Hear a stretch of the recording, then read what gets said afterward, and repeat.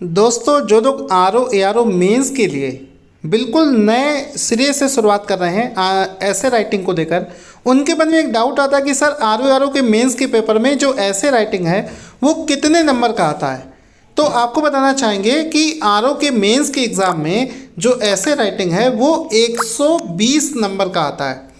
120 number का ऐसे writing आता है, जिसमें से 40 नंबर के 3 निबंध आपको हिंदी भाषा में लिखने होते हैं, इंग्लिश में नहीं लिख सकते।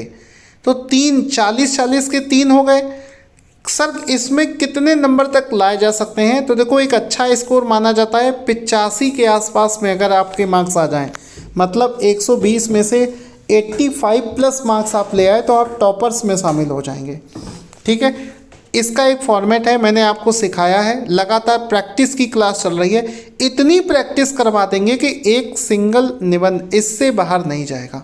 अब इसमें देखो टॉपिक क्या हो सकता है, साहित्य में लिखने को पूछ सकता है, सामाजिक क्षेत्र हो सकता है, राजनीतिक क्षेत्र हो सकता है।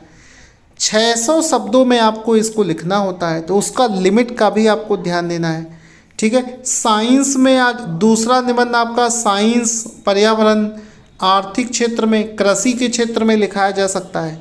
तीसरा कैटेगरी हो जाएगा जिसमें राष्ट्रीय और अंतर्राष्ट्रीय घटनाएं, प्राकृतिक घटनाएं, ये सारी चीज़ें आ जाएंगी।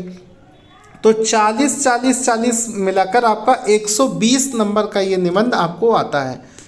ARO मेंस का बैच हमारे यहाँ चल रहा है।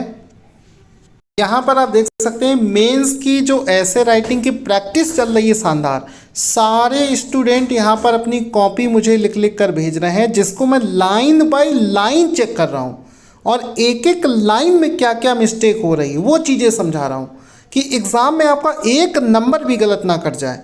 और इस तरीके से देखो लिख भी दे रहा हूँ कि कहाँ पर आप कौन सी गलती कर रहे हैं। और लास्ट में देखो 40 में से 35 नंबर लेकर आया है हमारा एक स्टूडेंट, जिसने पहली बार ये निबंध लिखा है। क्यों? क्योंकि निबंध लिखने में क्या क्या गलतियां हो सकती हैं वो सब मैंने उसको पहले से सिखा रखी हैं, इस वजह से वो इतना अच्छा निबंध लिख पाया है। तो आप लोग भी इस प्रैक्टिस बैच को ज्वाइन करके निबंध की प्रैक्टिस कर सकते हैं। टारगेट स्टडी IQ चैनल के साथ में जुड़कर आप प्रैक्टिस निबंध की कर सकते हैं।